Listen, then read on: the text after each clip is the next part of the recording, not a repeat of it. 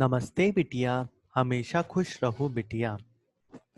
I am Dr. Bharat Sharma, Assistant Professor, Department of Pathology, Faculty of Homeopathic Science, Jyoti Vidyapeeth, Women's University, Jaipur.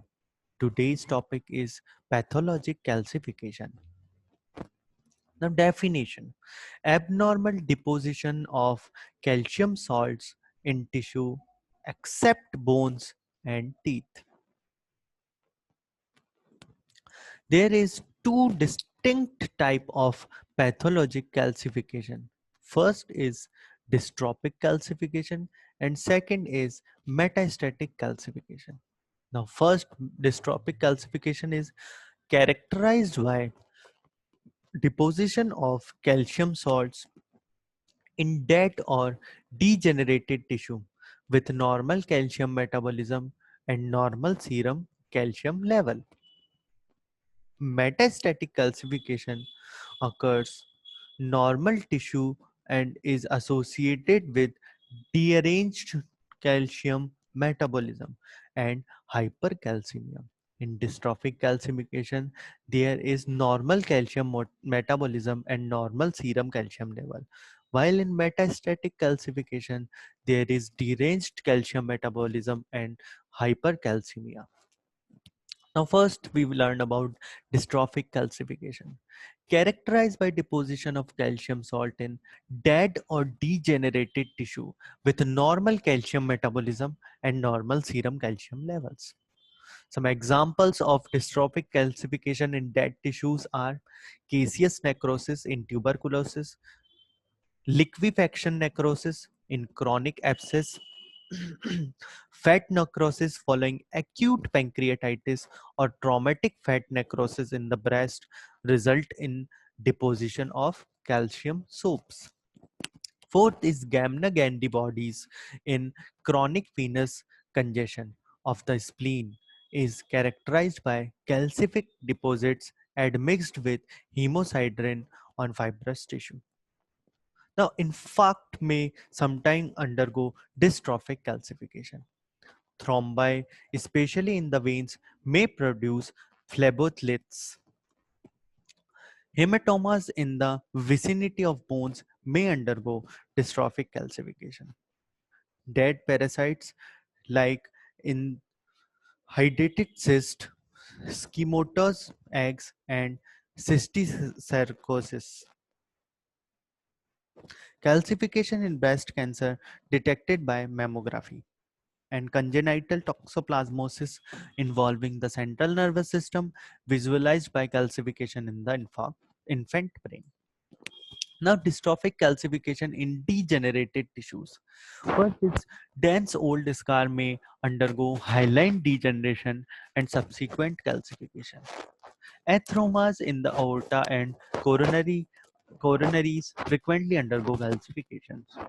Monkenberg's sclerosis shows calcification in the tunica media of muscular arteries in the elderly patients. Stroma of tumor such as uterine fibroid, breast cancer, thyroid adenoma, goiter, etc. shows calcification.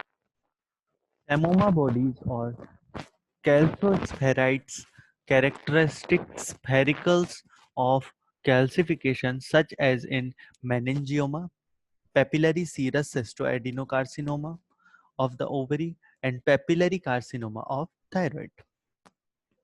Cysts which have been presented for a long time, that is epidermal or pilar cyst. Calcinosis cutis is a condition of unknown cause in which there are irregular nodular deposition of calcium salt in the skin and subcutaneous tissue. Senile degenerative changes may be accompanied by dystrophic calcification, such as in costal cartilage, trachea, bronchial cartilage, and pineal gland in the brain. Now, pathogenesis: denaturated protein in necrotic or degenerated tissue bind phosphate ion which react with calcium ion to form precipitate of calcium phosphate. It involves two steps: initiation and propagation. Metastatic calcification occurs in normal tissues and is associated with de- de- uh, deranged calcium metabolism and hypercalcemia. They may be due to excessive metabolism of calcium from the bones, or excessive mobilization of calcium from the bone, or excessive absorption of calcium from the gut. Excessive mobilization of calcium from the bone. Examples are hyperparathyroidism, like for primary parathyroid adenoma, or secondary due to parathyroid hyperplasia or chronic renal failure. Second is bony destructive lesion. Examples are multiple myeloma, metastatic carcinoma, and leukemia, or prolonged immobilization. Excessive absorption of calcium from the gut. Hypervitaminosis D or milk alkali syndrome and hypercalcemia of infancies are the example of excessive absorption of calcium from the gut causing excess calcium depositions. Sites of metastatic calcification may occur in any normal tissue of the body but affected the following organs more commonly. First is kidney, then lung, blood vessels, stomach, cornea, and synovium of the joint. Metastatic calcification pathogenesis. It occurs due to binding of the excessive calcium ion to the inorganic phosphate ion.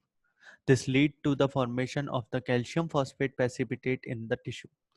Metastatic calcification is reversible upon correction of the underlying metabolic disorder.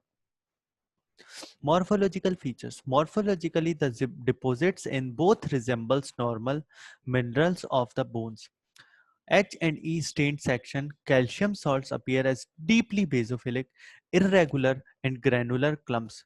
The deposits may be intracellular, extracellular, or at both locations. Occasionally, heterotropic bone formation may occur. This session is powered by Digital Version 2.0, Jyoti Vidyapeeth Women's University. I hope you all enjoy this session. If you have any query, please mention it in comment box. Thank you.